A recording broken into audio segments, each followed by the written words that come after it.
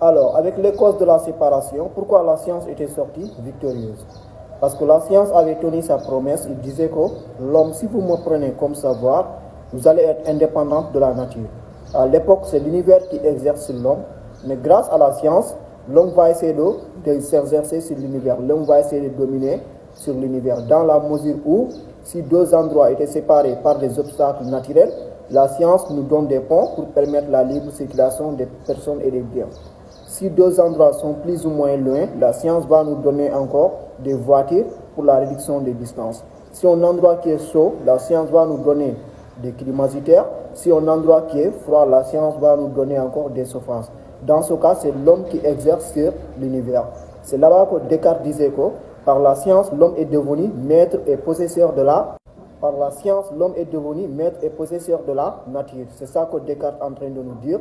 Maintenant, si la science entraîne d'aider l'homme face à son ennemi encore, il va aider l'homme pour détruire son ennemi. Alors que l'ennemi de l'homme n'est rien d'autre que l'homme, la science va créer des armes nucléaires, il va créer des armes, il va créer des choses qui sont très dangereuses. Maintenant, face à ça, on va assister à la Première Guerre mondiale. La science va faire plus de 10 millions de morts. Face à ces vengeances encore, on va passer encore à la Deuxième Guerre mondiale. La science va faire plus de 60 millions de morts. Grâce aux leçons de ces deux guerres, la science va faire 70 millions de morts. À l'époque, la science entraîne d'aider l'homme, mais la science va essayer de tourner pour détruire l'homme. C'est là-bas que Vladimir Jankélévitch va dire que la philosophie, c'est la conscience de la science. Albert Camus encore va dire que la civilisation mécanique vient d'atteindre son dernier degré de sauvagerie.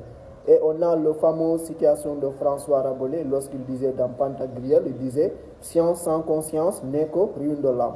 Dans ce cas, il faut que la science, il a dépassé les limites, il a besoin de morale.